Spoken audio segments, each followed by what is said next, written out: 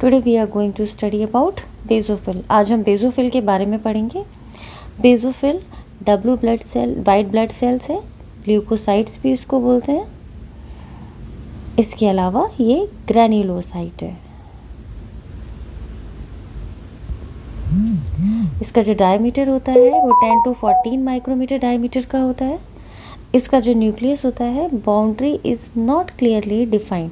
मैंने अपने पहले वाले पोस्ट में बताया था कि इओसिनोफिल का जो बाइलोब न्यूक्लियस होता है या ट्राइलोब न्यूक्लियस होता है वो इजीली जो है वो आइडेंटिफाइड होता है, क्योंकि उसके जो ग्रैन्यूल्स होते हैं वो उसकी पेरिफेरी पे, न्यूक्लियस की पेरिफेरी पे नहीं होते हैं। लेकिन बेसोफिल और इओसिनोफिल के कोर्स ग्रैन्यूल्स में यही डिफरेंस है कि इसमें एक तो पर्पलिश कलर के ग्रैन्यूल्स होते हैं, कोर्स होते हैं, और साथ ही न्यूट्रोफिल जो बेसोफिल के जो चारों तरफ की न्यूक्लियस की जो पेरिफेरी है उसके ऊपर भी बिखरे हुए होते हैं। तो इस वजह से बेसोफिल का जो न्यूक्लियस है, जो बाइलोब न्यूक्लियस है, उसकी जो बाउंड्री लाइन है वो आइडेंटिफाइड नहीं होती। और यूजुअली डीएलसी में जब आप डिफरेंशियल ल्यूकोसाइट काउंट करते हैं तो उसमें भी ये आइडेंटिफाइड नहीं होती। आप सिर्फ इसे बेसोफिल के ग्रैन्यूल्स की वजह से पहचान पाते हैं। मे बी बाइलोब्ड और ट्राइलोब्ड दोनों तरीके के हो सकता है। और over crowded by course granules. Course मतलब मैंने आपको पहले भी बताया, कोर्स मतलब मोटे उभरे हुए लाइक। जब हम साइटोप्लाज्म की बात करते हैं तो साइटोप्लाज्म होता है इसका बेसोफिलिक। लेशमैन स्टेन में दो तरीके के डाइज होती हैं, एक होता है इओसिन और दूसरा होता है मिथिलिन ब्लू। तो इसके जो ग्रैन्यूल्स होते हैं और साइटोप्लाज्म होता है वो मिथिलिन ब्लू से जो है वो स्टेन होता है, बेसोफिलिक नेचर का होता है, ब्लू इन कलर अपीयरेंस होती है, और ये सेल जो होता है इसकी साइटोप्लाज्म ग्रैन्यूल से एकदम भरी हुई होती है। जब हम ग्रैन्यूल्स की बात करते हैं तो ग्रैन्यूल्स जो होते हैं वो कोर्स होते हैं, डीप पर्पल और blue with basic methylene dye. और इसके अलावा ये क्या कंटेन करते हैं, इनके अंदर क्या प्रेजेंट होता है, हेपेरिन होता है, हिस्टामिन होता है, 5 हाइड्रोक्सी ट्रिप्टामिन होता है। इसके अलावा इओसिनोफिलिक कीमोटैक्टिक फैक्टर ए भी कुछ मात्रा में प्रेजेंट होता है। यूजुअली ये इओसिनोफिल में होता है, लेकिन कुछ मात्रा में ये बेसोफिल में भी प्रेजेंट होता है। जब हम इसके फंक्शंस की बात करते हैं तो इसको पहला फंक्शन आता है हमारा फैगोसाइटोसिस। तो इओसिनोफिल की तरह इसकी भी माइल्ड फैगोसाइटिक एक्टिविटी होती है, न्यूट्रोफिल की तरह हाईली फैगोसाइटिक नहीं होती। इसके अलावा एलर्जिक रिएक्शंस में इसका क्या रोल होता है, बेसोफिल के पास histamine, bradykinin, slow reacting substances of anaphylaxis, जिसे हम बोलते हैं SRSA। ये एक MCQ क्वेश्चन बनता है, ये प्रेजेंट, और सीरोटिनिन ये प्रेजेंट होते हैं।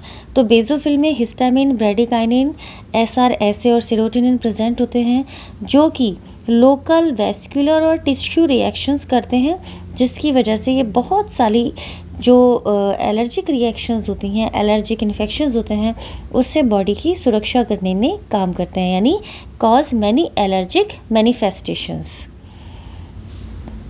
नेक्स्ट आता है इसका role in preventing spread of allergic inflammation process. Allergic inflammation process यानी बेसोफिल में जो इओसिनोफिलिक कीमोटैक्टिक फैक्टर FA है, ठीक है, ECFA है, कीमोटैक्टिक फैक्टर A है, ये क्या करता है, इओसिनोफिल को माइग्रेट करता है, यानी वहाँ पहुँचाता है जहाँ पे इन्फ्लेमेशन हुआ हो कोई भी एलर्जिक टिश्यू में। जहाँ भी कोई एलर्जिक टिश्यू है वहाँ इन्फ्लेमेशन हुआ है, उस तरफ ये बेसोफिल जो है वो ECFA जो फैक्टर है वो रिलीज़ करता है, जिसकी वजह से इओसिनोफिल वहाँ माइग्रेट होती है।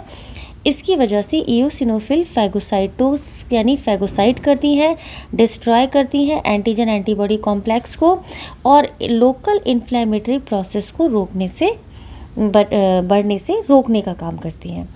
तो जैसा कि हमने पहले भी अपनी वीडियो में बताया आपको कि इओसिनोफिल जो है वो लोकल इन्फ्लेमेटरी प्रोसेस को स्प्रेड होने से रोकती है, तो इनडायरेक्टली बेसोफिल भी ECFA के थ्रू यही प्रोसेस अपनाता है और लोकल इन्फ्लेमेटरी प्रोसेस को स्प्रेड होने से रोकता है।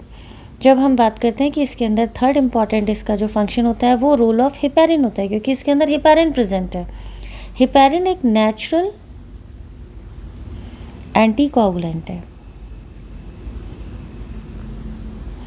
एंटीकोगुलेंट का मतलब होता है जो ब्लड के अंदर कोगुलेशन ना होने दे, ठीक है।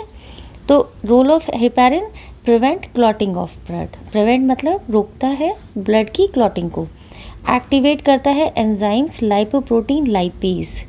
इसके अंदर एक प्रोटीन होता है, एंजाइम होता है लाइपोप्रोटीन लाइपेज, जो कि रिमूव करता है फैट पार्टिकल्स को from blood after a fatty.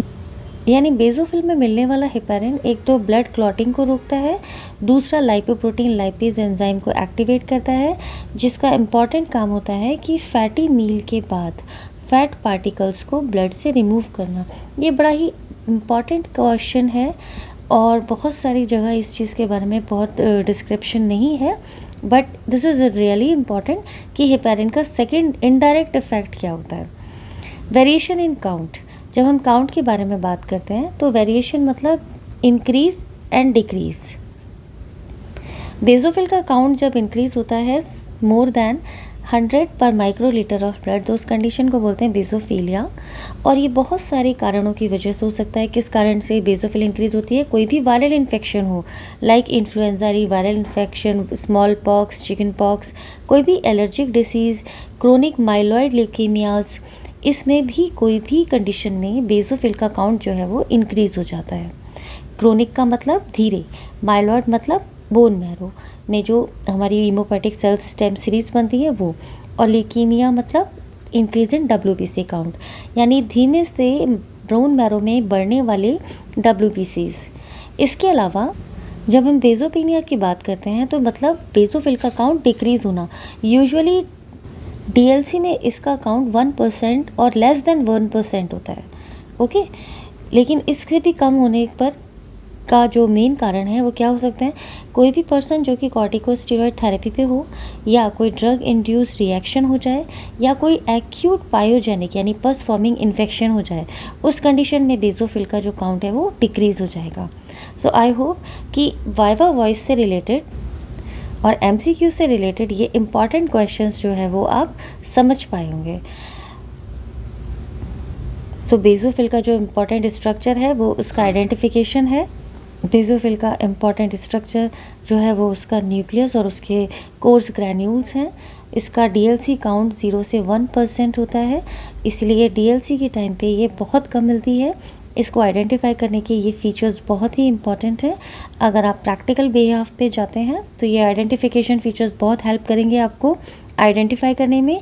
और वाइवा वॉइस क्वेश्चन में क्या इसके इम्पॉर्टेंट फंक्शंस हैं, वेरी इंपॉर्टेंट, ये आपको किसी भी क्वेश्चन के आंसर देने के लिए प्रेरक करेंगे। So I hope you will like the lecture. Please like and subscribe my channel. Hope you will understand about the basophil, the count and increase, the identification and the basic functions of basophil. So please like and subscribe my channel. Wish you all the best. Good luck. Thank you.